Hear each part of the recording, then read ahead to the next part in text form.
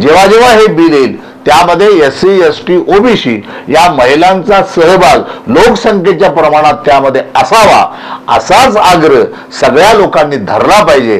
तर खऱ्या अर्थानं महिलांना जे नारी वंदन वगैरे वगैरे जे म्हणतायत ते फालतूपण आहे. खरं म्हणजे कशाचं नारी वंदन, नारी शक्ती वंदन हा काय प्रकार आहे?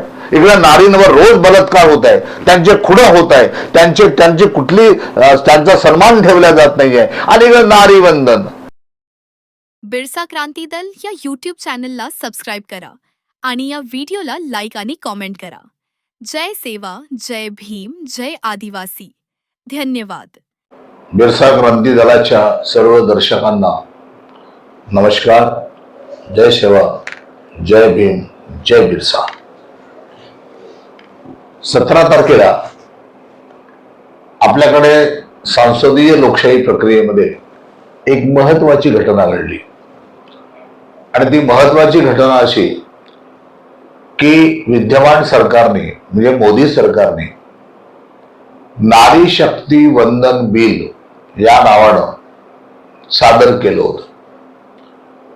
त्यासोबत सोबत त्यांनी डिलिमिटेशन ऍक्ट म्हणजे परिसीमन कायदा हा पण त्या ठिकाणी सोबत सोबत ते बिल पण सादर केलं होतं. त्यानंतर केंद्रीय प्रदेश या संदर्भातलं एक बिल ते पण सादर केलं होतं. असे 3 बिल त्यांनी सादर केले होते, आणि त्यांचा एकंदरीत होरा असा होता, त्यांचं गणित असं होतं की 3ही बिल आम्ही लिहिलंया पास करून घेऊ. कारण अलीकडे मोदी सरकारची हिंमत मोठ्या प्रमाणात वाढली. ज्या पद्धतीनं त्यांनी शेतीच्या संदर्भातले बिल त्या काळामध्ये 3 बिल तेही पास करून घेतले होते. नंतर त्यांना ते आंदोलनामुळे मागे घ्यावे लागले. पण त्यांना असं वाटते की सत्ता आमच्या ताब्यात आहे, आम्ही काहीही करू शकतो, या गुरुमीमध्ये त्या लोकांनी ते बिल सादर केलेली होती. आता या बिल काय होती? खरं म्हणजे नारी शक्ती वंदन हे जे बिल आहे, हे बिल तसं तर 2023 मध्येच सर्व पक्षांनी मान्यता देऊन ते पारित केलं होतं. कारण लोकसभा आणि विधानसभांमध्ये महिलांना 33% आरक्षण देणे हा महत्वाचा मुद्दा त्यामध्ये होता. कारण राजीव गांधीच्या काळामध्ये आपल्याकडे पंचायत राज आलं, आणि त्यानंतरच्या सरकारने त्या पंचायत राजमध्ये 33% महिलांचा सहभाग आणि त्यांना तो आरक्षण देण्याचा कायदा केला, आणि तो आपल्या देशामध्ये सुरू आहे. खरं म्हणजे आता त्याचप्रमाणे लोकसभा आणि विधानसभांमध्ये महिलांना 33% आरक्षण द्यावं आणि महिलांचा लोकशाही प्रक्रियेमध्ये सहभाग वाढवावा, हा खरं म्हणजे त्या पाठीमागचा उद्देश असायला पाहिजे होता. पण यांचा उद्देश तो नसताना त्याच्यासोबतच परिसीमन करणे, डिलिमिटेशन करणे आणि संसदेच्या सभासदांची संख्या वाढवणे, आणि तो कुठपर्यंत घेऊन जाणे तर ते 850 पर्यंत. आता जे 543 आहे त्यातले 850 पर्यंत घेऊन जाणे. पण हे घेऊन जाताना प्रादेशिक समतोल यांनी साधला होता का? तर प्रादेशिक समतोल पण साधत नाहीये. म्हणजे उत्तर भारताकडे अधिक सीटा आणि दक्षिण भारताकडे कमी. म्हणजे लोकसभेमध्ये जे सगळ्या राज्यांचं प्रमाण जवळजवळ सारखं असावं, 1-2 फरकाचा इकडे तिकडे चालेल, पण जवळजवळ कोणालाही असं वाटतं कामा नये की आमचा सहभाग यात कमी आहे, म्हणजे आमचा सहभाग किंवा आमचे प्रतिनिधी कमी असल्यामुळे या देशातल्या संसदेमध्ये मनमानी कारभार उत्तर भारतीयांचा चालेल, ही जर धारणा आदिवासी या भारताच्या नागरिकांमध्ये ही जर धारणा निर्माण झाली तर देशाचा विखंड व्हायला, देशाचे तुकडे व्हायला काही वेळ लागणार नाही. म्हणून भारताची अखंडता आणि एकता जी आज कायम आहे, तर ती कोणत्याही सरकारने ते कायमच ठेवली पाहिजे. त्यामध्ये असा कोणी दुष्ट असा हेतू ठेवून कोणतेही काम करू नये. खरं म्हणजे पण याने तो काम त्या पद्धतीने, यांचा हेतू हा होता या मोदी सरकारचा. आणि म्हणून या देशातल्या सगळे विरोधी पक्ष ते वेगवेगळ्या लहान लहानच्या मुद्द्यांवरनं ते आपसामध्ये वाढत असतील, पण या देशहिताच्या दृष्टिकोनातून हे सगळे पक्ष एकत्र आले आणि अनेक लोक याला असं म्हणतात की देशावरचं संकट टळलं मोठ्या प्रमाणामध्ये आणि हे काम विरोधी पक्षांनी यावेळेस केलं ते खरं म्हणजे त्यामुळे सगळ्या विरोधकांचं विरोधी पक्षांचं खरं म्हणजे आपण देशवासियांनी अभिनंदन केलं पाहिजे कारण त्यांनी जागरूक राहून या बिलाचा विरोध केला. आता हे बिल विरोध करताना मोदी सरकार काय लोकांपर्यंत सांगणार आहे? मोदी सरकार हे सांगणार आहे की या बिलाला विरोध करून देशातल्या नारी शक्तीचा विरोध या लोकांनी केला, महिलांचा विरोध यांनी केला. खरं म्हणजे हा महिलांचा विरोध आहे का? हा विरोधकांनी केला तो? हा महिलांचा विरोध नाही. याच्या उलट 2023ला नारी बंधन जे बिल आलं, नारी शक्ती बंधन जे बिल आलं त्याला विरोधकांनी पुढाकार घेऊन ते पास केलं. महिलांना आरक्षण द्या म्हणून ते पास केलं सगळ्या लोकांनी. मग तेव्हा 23 पासून तुम्ही काय करत होता? पुढची निवडणूक आली होती 24ची, त्या निवडणुकीमध्ये तुम्ही हे लागू का नाही केलं? तुमचंच गव्हर्नमेंट होतं, तुम्ही लागू करून घ्यायला पाहिजे होतं आणि त्यामध्ये महिलांचा 33% वाटा विधानसभेत आणि लोकसभेमध्ये निश्चित करायला पाहिजे होता. पण तुम्ही तो केला नाही. कारण काय सांगितलं? कारण हे सांगितलं की जे 23ला बिल आपण पास केलं त्या बिलामध्ये जे मेक मारून ठेवली आणि त्या बिलात काय मेक मारली की 2026च्या नंतर जी जनगणना होईल आणि त्या जनगणनेचे आकडे आल्यानंतर ते 29ला लागू करण्याची शक्यता आहे किंवा 29च्या पुढे ते लागू केल्या जाईल. म्हणजे एवढं प्रलंबित ठेवण्याचं कारण केवळ जनसंख्या. अरे मागची जनसंख्येवर जे 2011च्या आधारावर तुम्ही सगळे करतात त्याच आधारावर ते पहिल्यांदा हे करून घ्यायचं होतं. जेव्हा जनसंख्या होईल त्याच्यानंतर त्याचा आकडा वाढला असता ती गोष्ट वेगळी होती, पण तुम्ही ते केलं नाही.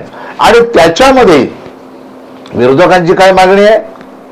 त्यामध्ये ही मागणी होती की या 33% SC, ST आणि OBC विशेषतः जे ओबीसींना आतापर्यंत पॉलिटिकल रिझर्वेशन मिळालं नाही लोकसभा आणि विधानसभांमध्ये, पंचायत राजमध्ये मिळालं, खालच्या स्थानिक संस्थांमध्ये मिळालं, पण विधानसभा आणि लोकसभेत ती मिळालं नाही. ती मागणी यावेळेस सगळ्या विरोधकांनी केली की यामध्ये जर नारींनाच द्यायचं असेल तर त्या महिलांमध्ये SC, ST, OBC याचं बायफर्केट करा आणि ओबीसींना सुद्धा त्यांच्या लोकसंख्येच्या प्रमाणामध्ये यामध्ये रिझर्वेशन असलं पाहिजे. ही मागणी विरोधकांनी केली आणि म्हणून ओबीसींची जनगणना करा. त्यासाठी ओबीसींची जनगणना असली पाहिजे.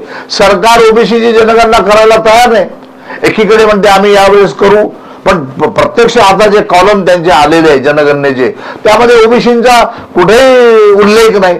ओबीसींची जनगणना करा असा कुठेही उल्लेख नाहीये. म्हणजे पुन्हा ओबीसींची घात करण्याचं काम, फसवण्याचं काम हे सरकार करते.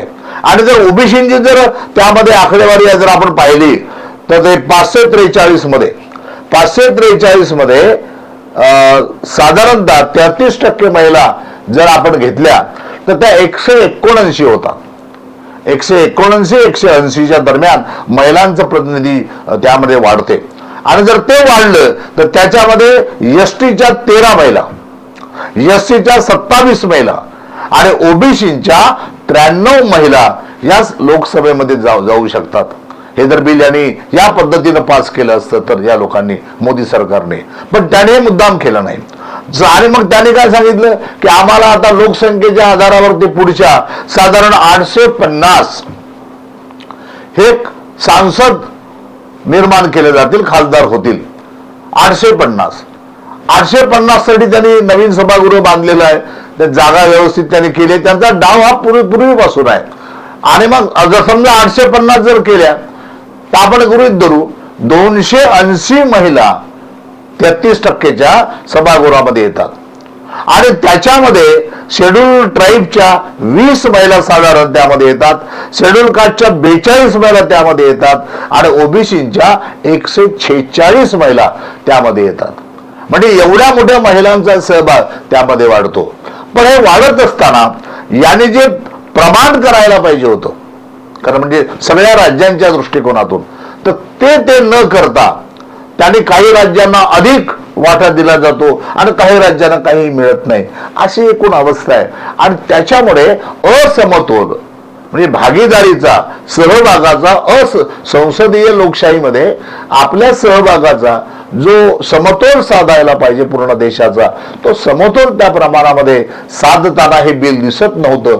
आणि म्हणून या एका भावनेमुळे जर देशाचा खंड पडले असते, देश दुभंगला असता, तर हे फार मोठं नुकसान आपल्या भारताचं झालं असतं.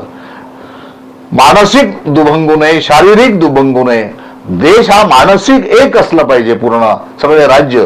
त्या दृष्टिकोनातून विरोधकांनी जो याच्यावर हल्ला केला ते बिल नामंजूर केलं, त्यामुळे विरोधकांचं खरं म्हणजे अभिनंदन. आणि याही पुढे सुद्धा जेव्हा जेव्हा हे बिल येईल त्यामध्ये SC ST OBC या महिलांचा सहभाग लोकसंख्येच्या प्रमाणात त्यामध्ये असावा, असाच आग्रह सगळ्या लोकांनी धरला पाहिजे. तर खऱ्या अर्थानं महिलांना जे नारी वंदन वगैरे वगैरे जे म्हणतायत हे फालतूपण आहे. खरं म्हणजे कशाचं नारी वंदन, नारी शक्ती वंदन हा काय प्रकार आहे?